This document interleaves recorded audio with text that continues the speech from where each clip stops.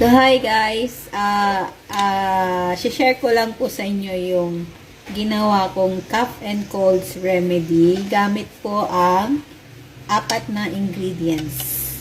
So, 4. 1, 2, 3, 4. So, first ingredients is oregano. 5 pieces of oregano. 1 thumb size ginger. 2 cloves of garlic.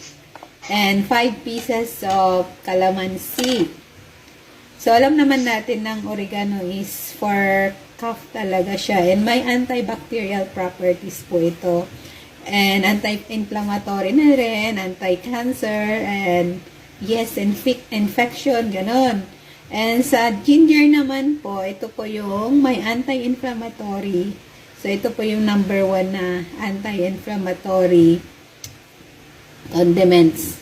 Kaya maraming benefits po yung ginger. And syempre, ang ating garlic na kung saan may antiviral ingredients din po ito na maganda para sa mga may cough and colds. Kasi nga, hindi natin alam kung viral infection po ito or bacterial. So, ayan, magkakasama na po silang lahat. And syempre, ang ating calamansi na kung saan may vitamin C. And yan po. Pagsama-samahin lang po natin itong 3 ingredients. 5 oregano. And then ito, hiwain po natin siya ng pino. Para sa ganun yung katas niya pag kumulo is lumabas. Ganun. So, ayan, bilisan natin.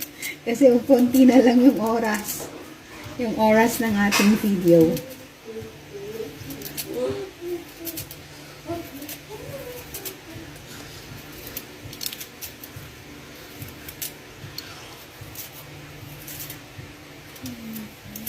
Yan.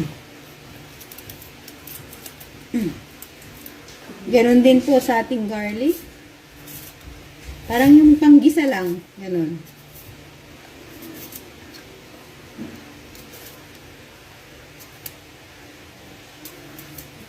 And lagyan po natin ng isang basong tubig. And pakulo po natin siya ng 5 minutes. Yan ang natin kumulo. Yung 5 pieces na calamansi, squeeze lang po natin sa cup and steady lang dyan hanggang sa maging okay na po yung pinapakulo natin. And then halo natin and saka inumin. So yan guys, okay na siya. Squeeze din natin para lumabas yung katas talaga. Saka